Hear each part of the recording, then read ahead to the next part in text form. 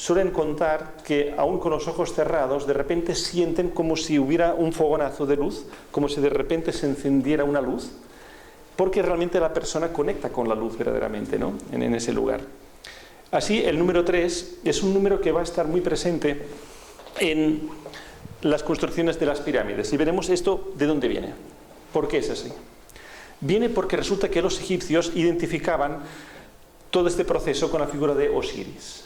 Y Osiris, para los antiguos egipcios, se identificaba con la constelación de Orión.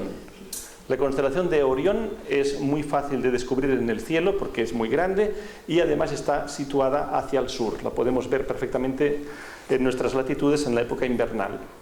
Resulta que la constelación de Orión está formada por básicamente 7 estrellas, aunque tiene más, pero las importantes son 2 estrellas arriba, 3 en medio y 2 abajo.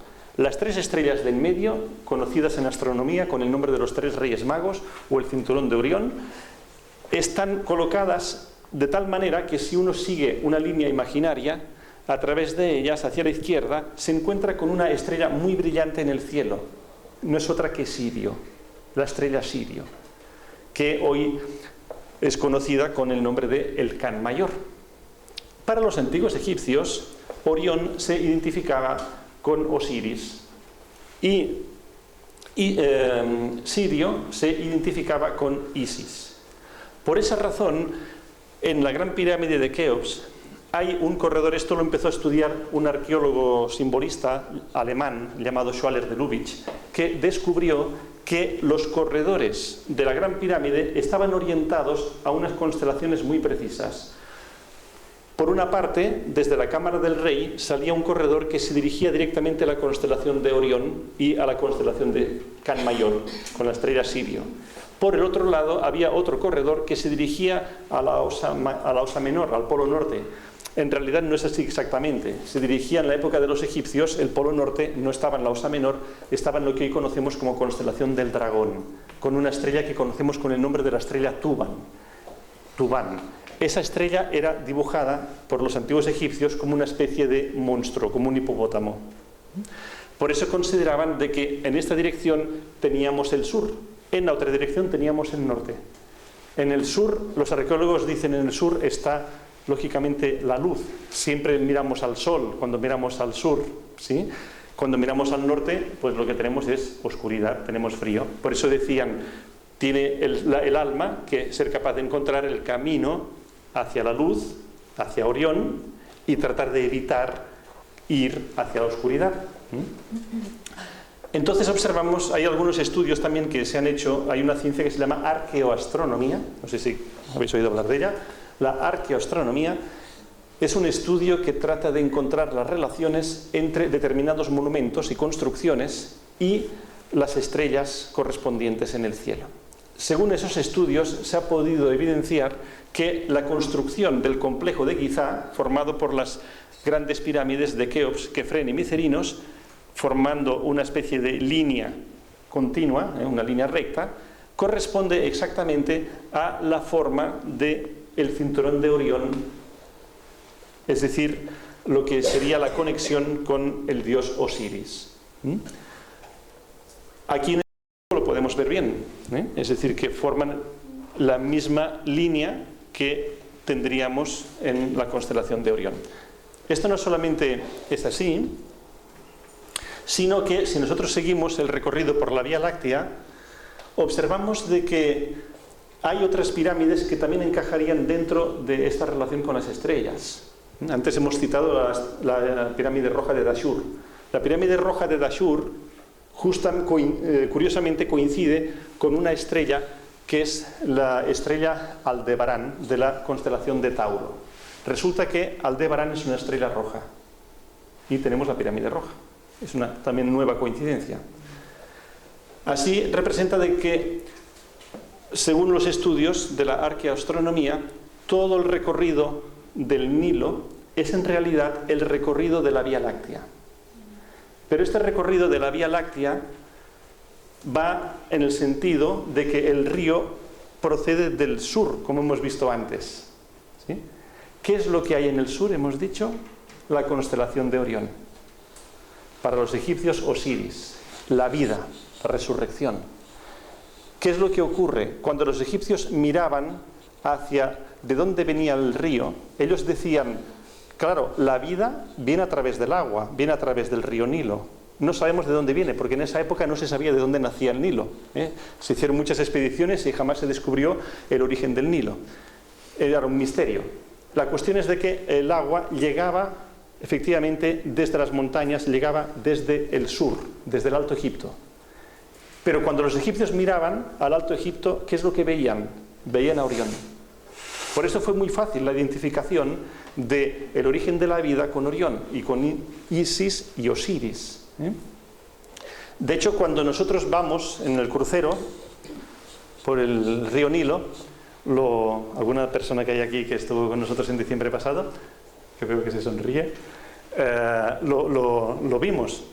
Es decir, un espectáculo muy bonito. O sea, ves a Sirio, que está elevándose por el horizonte, y justamente es por donde nace el Nilo. Y entonces, ¿por dónde muere el Nilo? En el delta, en el Bajo Egipto.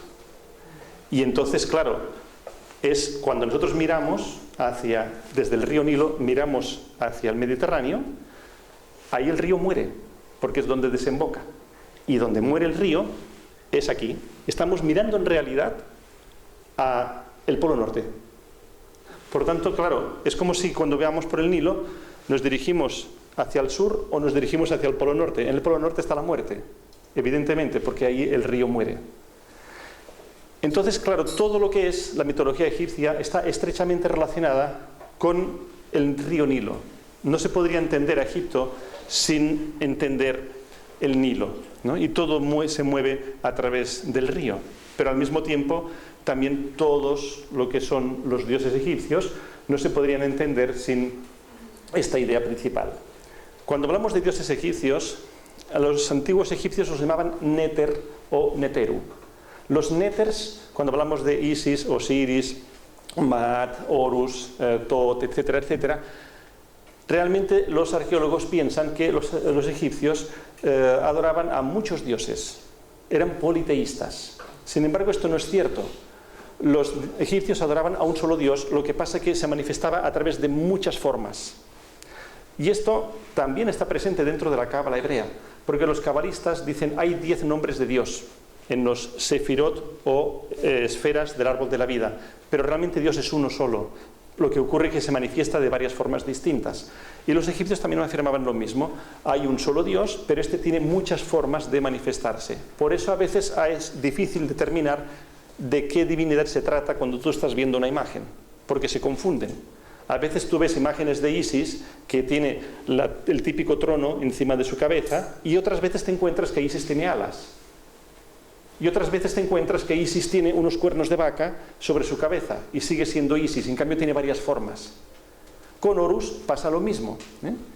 Es decir, ¿qué ocurre? Que una divinidad no es más que una fuerza del universo, una fuerza de la naturaleza que también está presente en el ser humano, pero que se puede manifestar de muchas formas distintas. Por eso la mitología egipcia es especialmente compleja, pero cuando se la estudia en profundidad se puede descubrir que realmente no son más que formas o emanaciones de una misma sustancia, de una misma energía.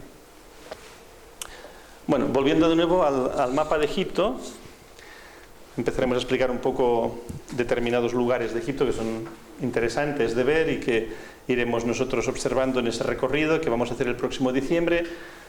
El Alto Egipto, en el Bajo Egipto, ahí tenemos las grandes pirámides, tenemos la Esfinge, tenemos todas las grandes pirámides, Saqqara, las pirámides de Giza, etc.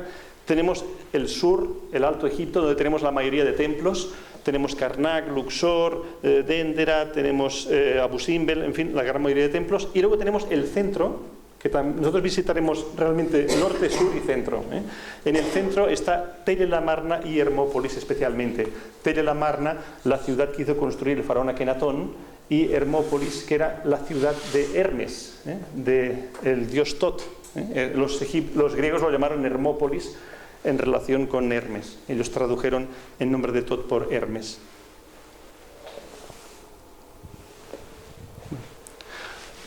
La Esfinge de Giza es uno de los elementos también fundamentales del viaje. Nosotros pensamos de que en el mes de diciembre es una fecha que todo el mundo habla del calendario, fin del calendario maya, cambio de ciclo, diciembre del 2012, y pensamos de que la esfinge tenía que tener un papel muy importante, porque la esfinge nos marca justamente algo que es lo que se llama el cambio de eras. Un amigo nuestro colombiano llamado Fernando Malcún, realizador de televisión, realizó una serie de documentales que explicaban cómo a través de los sucesivos ciclos de la historia de la Tierra las diferentes constelaciones aparecían justamente en el inicio del año natural para los egipcios, justamente en la zona en donde Sirio aparecía por el horizonte, y que ese fenómeno se iba repitiendo de acuerdo al fenómeno de la precesión de los equinoccios cada 2160 años. Es lo que llamamos las eras. Según diferentes estudios, en estos momentos la esfinge está mirando a la constelación de Acuario, mientras que en la época que según Solón, la Atlántida, según Platón, la Atlántida existió y se hundió, correspondería justamente al momento en donde la esfinge estaba mirando a Leo. Si unimos los dos, nos encontramos que es realmente la forma de la esfinge. ¿Qué es la esfinge? Es un león con una cabeza humana. Es decir, que es como una mezcla de los signos de Leo y de Acuario. Cuando uno mira bajo el zodíaco cómo están situadas esas constelaciones, se da cuenta de que están en los extremos opuestos. Es decir, que Acuario está en el extremo opuesto a Leo, dentro de una rueda del zodíaco. Eso nos lleva a pensar en la idea de un cambio de orientación. Es decir, hay una diferencia de 180 grados. Eso significa de que estábamos yendo en una dirección, llegamos a los 180 grados y ahora empezamos de nuevo el viaje de regreso hacia volvernos a encontrar con Leo más adelante. Bueno, toda es una serie de cosas que vamos a explicar con más detalle cuando sea el momento oportuno. Simplemente lo apuntamos aquí como una indicación de que para nosotros la esfinge va a tener una importancia muy especial en estas próximas fechas. El ser superior viaja en círculo. Para conseguir elevar todo nuestro sistema viajan en círculo. Todos los chakras viajan en círculo. Entonces, el águila lo que nos está indicando es que nos estamos liberando de la conciencia humana para alcanzar la conciencia divina. Y cuando aparece el ojo de Horus, significa el ojo creador, porque a partir de que ya tienes el águila, que es el espíritu, unido a ti, te protege, te regenera, te cambia. Y la Kundalini se transforma en una cobra de sabiduría. Por eso decía antes que la serpiente tiene dos símbolos, el del mal y el del bien. La cobra representa que es la protectora, es la Kundalini, es la sanadora. Entonces eran muy sabios porque ellos colocaban el ojo de Horus y justamente le ponían la cobra en una parte y le ponían la diosa Nebet en la otra, y protegiendo a la conciencia. Entonces la serpiente no es otra cosa que la conciencia también del ser humano elevándose hacia las alturas, trabajada, como en los grados de masonería llamarían el cincel, el martillo, que se ha trabajado la piedra. Eso es lo que significa la serpiente. Entonces se desarrolla la sabiduría. Serpiente también es símbolo de sabiduría y de astucia. También aparece, habéis visto en algunos, bueno, no sé si aquí en algunos papiros aparece también la paloma, aparece el águila, aparece la paloma. La paloma es símbolo de la paz. O sea, hay muchos animales, para ellos los animales eran muy importantes, porque estaban indicando el trabajo que teníamos que realizar. Paloma es símbolo de paz, símbolo de liberación del alma.